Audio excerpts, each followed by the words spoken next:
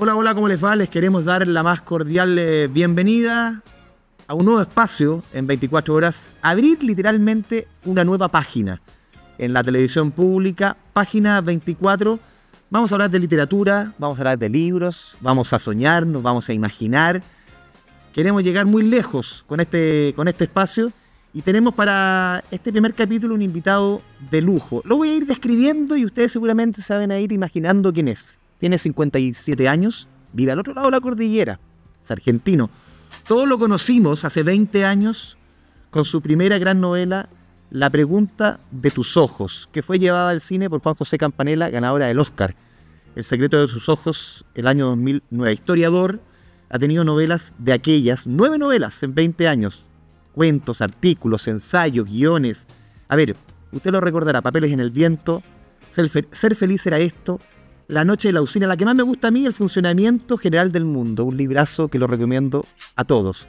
Nosotros dos en la tormenta. ¿De qué estamos hablando, Valentina? Estamos hablando de Eduardo Sacheri, que ya está en contacto con nosotros. Eduardo, te agradecemos esta conversación con Página 24, este nuevo espacio. Además, queremos hablar de tu novela Demasiado lejos. Y de hecho partamos por este último libro. Ya Andrés hablaba de tu obra, que es extensa, pero Demasiado lejos habla de las Malvinas. Y ahí teníamos la pregunta, ¿por qué una novela que aborde el tema de las Malvinas?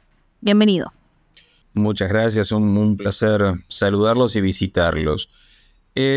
Bueno, a veces la ficción en que escribo no tiene un vínculo directo con la historia reciente de la Argentina, pero a veces sí la tiene, porque los temas de toda la sociedad, los temas históricos, nos afectan a todas las personas que vivimos en cada sociedad. Y la Guerra de Malvinas de 1982 es en mi país un tema importante, un tema fuerte, un tema doloroso y un tema bastante poco frecuentado por la ficción. Ya te diría que solo con ese silencio que hay alrededor de la guerra ya resulta bastante interesante meterse un poco más profundamente. Claro, Eduardo, tú dices un silencio de la ficción. Cuesta encontrar libros de Malvinas. Pero un tema que en Argentina en los últimos 40 años está más que presente. ¿Cómo se aborda, en el fondo, un tema que divide, un tema que hay una herida profunda en la Argentina? ¿Cómo lo abordas tú, en el fondo? ¿De dónde parte? Dice, desde aquí parto. Bueno, primero investigando, digamos, utilizando mis saberes de historiador como para hacer una investigación histórica lo más certera y lo más ajustada y lo más profunda posible. Y después inventando personajes, porque la idea no era escribir un libro de historia, sino realmente una novela que pudiera ser leída en la Argentina y fuera de la Argentina como eso, como una novela. Es decir, haciendo especial hincapié en las emociones individuales, personales, subjetivas de los personajes.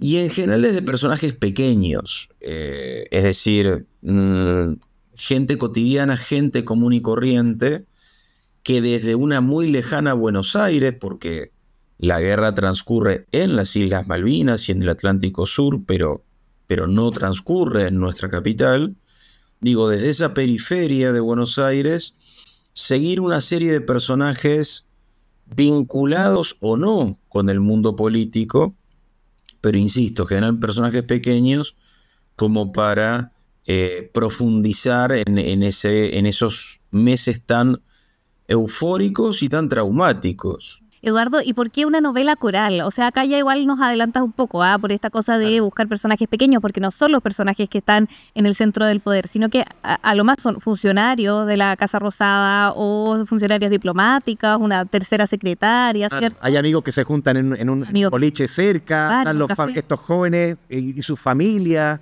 ¿Cómo es ese relato coral?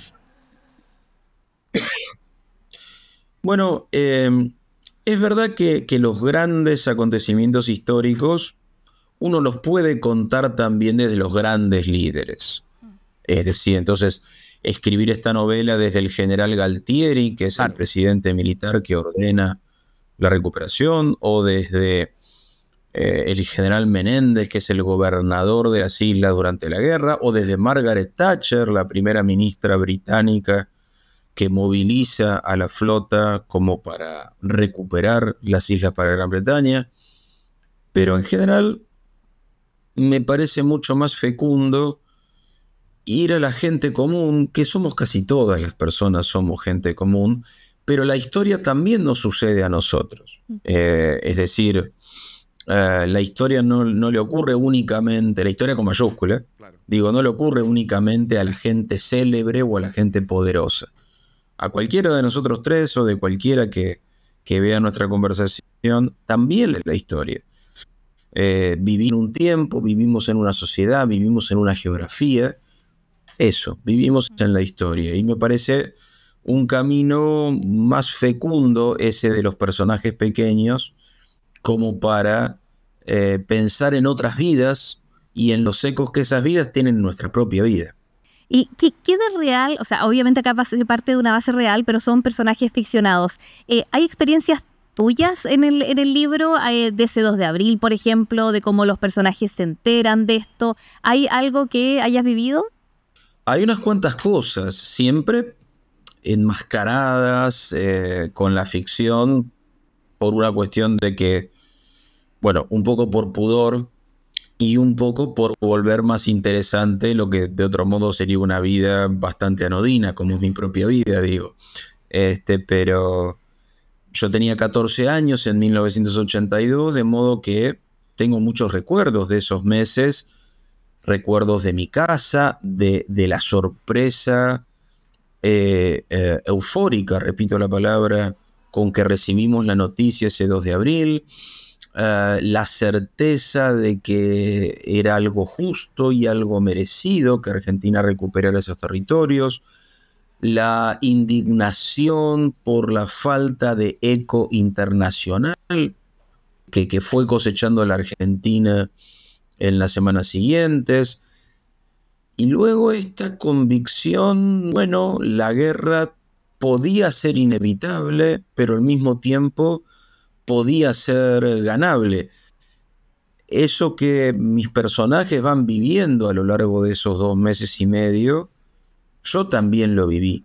Y como yo lo vivió, buena parte de la sociedad argentina. Por supuesto que no todos, hubo personas con la suficiente sangre fría como para tomar distancia de eso que estaba pasando, o las propias familias de los soldados que estaban en las islas, que sin duda tuvieron una actitud mucho menos apasionada y mucho menos triunfalista. Sí, creo que también queríamos hablar, Eduardo, de nuestras quizás momentos favoritos, ¿no? Sí. O personajes favoritos. Y Andrés mencionó a estos 2 funcionarios de la Casa Rosada. Azcazú y Juárez, de verdad, a mí lo encontré notable. Cuando servían los cafés y iban escuchando todo ese elemento que tú entregas, ese comidillo, esa cosa que ellos se van dando cuenta que esto era casi una pantomima. Era imposible que la Argentina ganara esa guerra y tú lo vas contando de esa forma. Para mí, por lo menos, te dejo ese espacio. Más que el momento, son esos 2 personajes, unos cocineros, mozos, que tú dices, claro, es periferia, pero ellos están en el corazón del poder. Y quizás somos todos, porque a veces todos somos espectadores de las grandes decisiones. Las miramos, tenemos opinión, ¿no? Pero no estamos decidiendo en ese minuto. No, nos representa de alguna forma, ¿o no? ¿Cómo construye ese par de personajes? Estos Azcazú y Juárez, por ejemplo. Bueno, existen numerosas memorias de los grandes involucrados en la Casa de Gobierno de esa época, y en la diplomacia y en las reuniones de altísimo nivel. Pero claro, no me interesaba que ellos fueran los personajes principales de mi novela, por esto que les decía.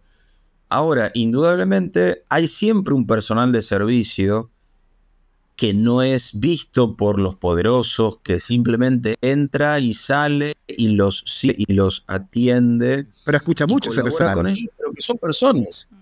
Y escucha mucho ese personal y te cuentan la historia. Justamente, bueno, porque no pueden evitar tener que servir un café, por ejemplo, cuando el presidente de la Argentina está hablando por teléfono con el presidente de los Estados Unidos. Y lo escucha por el altavoz. Siempre me parece interesante y sugerente esto de que aunque seamos personas comunes, la historia nos roza, siempre nos roza. A lo mejor en este par de personajes que a ti te gustan, eso es particularmente visible, porque están en un lugar extremadamente llamativo. Pero también esos 4 amigos del boliche, que representan un poco la opinión pública argentina, en sus diferencias, claro, en sus visiones, a mí me permite esto de los que tenían cautela, los que se entregaron con cierta simpatía a lo que pasaba, y los que estaban absolutamente convencidos de que la Argentina iba a ganar esa guerra, iba a convertirse poco menos que en una potencia mundial, porque lo sabía, más allá de que después de la derrota, los más fervorosos nacionalistas eligieron permanecer en silencio por espacio de 30 o 40 años, que es lo que ha pasado después, pero bueno. ¿Cuánto marcan las Malvinas también la historia ahora actual de Argentina, cuando ya han pasado los años, cuando ya han pasado las décadas, Eduardo? También, ¿cómo sientes que se recibió esta novela ahí en Argentina, no? Malvinas, digamos, más allá de la guerra perdida en 1982, sigue siendo una asignatura pendiente importantísima para mi país.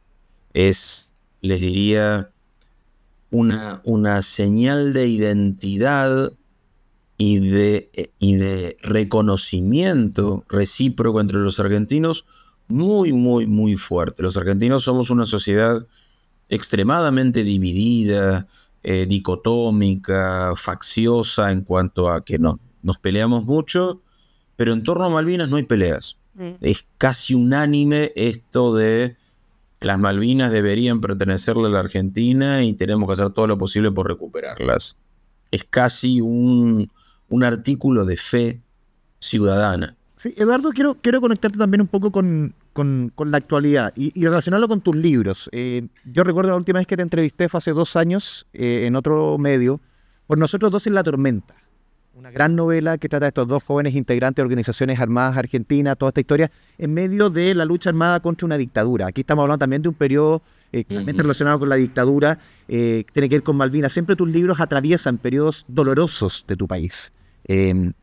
¿Cómo ves tú lo que está pasando hoy día en la Argentina? Con figuras políticas, obviamente es inevitable muchas veces cuando uno habla con argentinos caer en la figura de Milei, pero que revisan la historia de la manera que la revisan, que buscan muchas veces reescribir la historia, como ya sabemos muchas veces lo que pasó en Argentina, en Chile.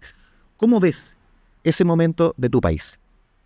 Bueno, la realidad argentina cambia todo el tiempo y al mismo tiempo parece que no cambia nunca.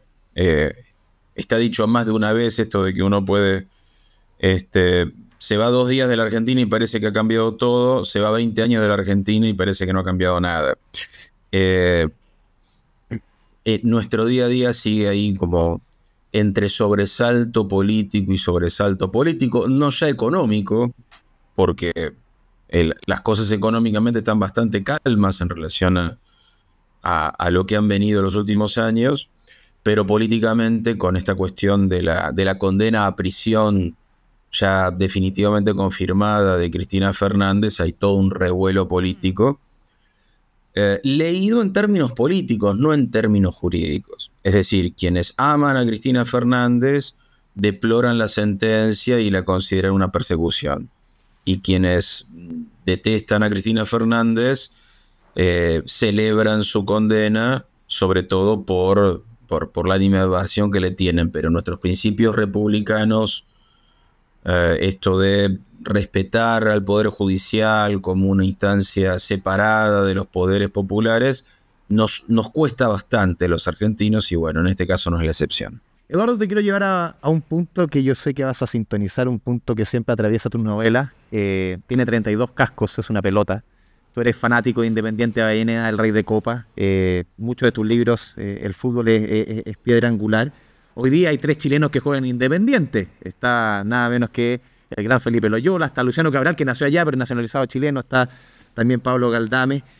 ¿Cómo estás viendo tú también el momento del incluso el fútbol argentino. Hoy día Argentina está viviendo quizás un momento que no he vivido desde el 86, pero quizás estas selecciones más. ¿Cómo estás viviendo tú como que respiras fútbol? ¿Cómo estás viviendo el momento de la selección argentina? Y en caso de tu equipo, esta ligación que tiene hoy día con Chile. Mira, por el lado de Independiente y los chilenos de Independiente, porque así los conocemos al trío Loyola, Cabral, Galdames, felices de la vida y preocupadísimos de que no nos vendan a ninguno, sobre todo Loyola. A Loyola, que es el que es titular siempre y se habla de que se puede ir muy pronto, entonces todos los hinchas de Independiente estamos muy preocupados por eso, porque estamos felices, realmente felices con los tres. Y agradecidísimos. En cuanto a lo que pasa con la selección argentina, realmente felices también.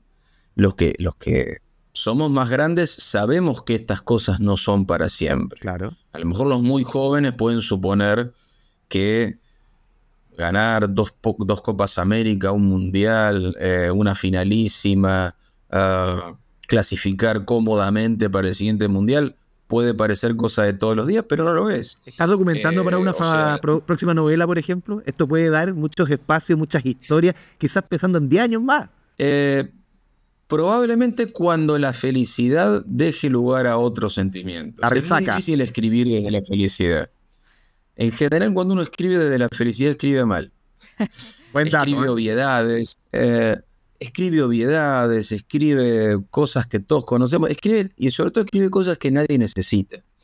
Cuando somos felices necesitamos la literatura, no necesitamos el arte en general, lo necesitamos cuando necesitamos parar cosas que no funcionan. ¿Sabes dónde podría ir más la literatura para el fútbol argentino hoy? ¿Ya? Para la pésima organización del fútbol local argentino, porque paradójicamente o no, ese brillante presente de elección de Scaloni va de la mano con un fútbol local argentino pésimamente mal organizado, horriblemente mal administrado, sospechoso arbitrado, y podría seguir una liga local con este señor, el Chiqui Tapia, que es el presidente de la AFA, que está llena de sospechas y disgustos de todo tipo, pero es tan brillante el presente de la selección nacional que, claro, nadie se atreve a quejarse en voz alta ni a reclamar ningún cambio, porque verdaderamente, desde ese punto de vista, la selección está atravesando una época hermosa. Sí, de todas maneras, lo vemos acá, con envidia. En Chile, con mucha envidia que no vamos al Mundial. Una vez más. Eduardo, queríamos llevarte ya a una sección final de esta conversación. Queremos que nos recomiendes alguna obra y si tienes por ahí algún escritor chileno, escritora chilena, de lo cual nos quisieras comentar, también nos gustaría... Una joyita. Exacto. Bueno, más allá de la celebérrima... Isabel Allende, que es global, no es, digamos, ya no es chilena. Digo, supongo que sigue siéndolo. Pero digo, y hay, digamos, no voy a ser sorprendente si digo que Zambra es un autor que disfruto mucho leer. O sea, nombro dos muy distintos en un montón de sentidos, pero que ambos me disfruto mucho leer. Y últimamente, por fuera de Chile, sí, digo, y de América Latina también, estoy leyendo a dos estadounidenses que me están gustando mucho. ¿Vieron cuando uno encuentra un autor y dice, claro, me gustó mucho novela, voy a leer otra, y también te gusta mucho? Te compras todos. Y se termina convirtiendo en esos autores que te gustan en tanto su clima, su mundo, su literatura, más allá de una historia en particular. Uno de ellos es Whitehead, que es, creo que es Colson Whitehead. ¿Ya? El ritmo de Harlem es una de las novelas de Whitehead, les digo la que me acuerdo, y Manifiesto Criminal. Whitehead como si fuera Cabeza Blanca, Claro, Colson Whitehead, El ritmo de Harlem. Aquí lo estoy... Colson, ahí está, Colson Whitehead. Y otro que me gusta muchísimo es Amor Towles, como Mesa para Dos, que es su último libro publicado en español. Eso, se lo recomiendo mucho porque me encanta. Eduardo Sacheri, muchas gracias por esta conversación con Página 24 para abrir este nuevo capítulo, ¿no?, que tenemos acá en TVN, en la televisión pública de Chile. Gracias por la conversación, la reflexión y tu tiempo, por supuesto. Muchas gracias, Eduardo. Un abrazo a la distancia. Que estén muy bien, hasta siempre. Chao, Adiós. Chao. Vale, y todo lo que nos están viendo, antes de cerrar, justamente queremos dejar la suerte de sorteo, Sí. concurso, para quienes hayan leído Eduardo Sacheri, para quienes hayan disfrutado, que nos escriban a través de nuestras redes sociales. Claro, no solamente qué les pareció el libro, ¿cuál es el libro de Eduardo de Sacheri que más disfrutaron, que más les ha gustado? Yo le decía al principio, yo tenía uno elegido que se llama El funcionamiento general del mundo, que a mí realmente me voló. Fondo, si tú tienes su favorito, nuestras redes sociales 24 horas. Yo tengo Lo mucho que te amé, de Eduardo Sacheri, así que también sería mi recomendación del autor. Ustedes nos pueden decir, yo creo que el hashtag Página 24, a través de nuestras redes sociales, lo vamos a recopilar, instalar, y esta novela es la que vamos a regalar para que se unan a este espacio de conversación con escritores y de literatura de libros. Sí, muchas gracias por seguirnos. Vamos a seguir presentes en los siguientes capítulos. Página 24, una página que recién se está abriendo. Chao, chao. Chao.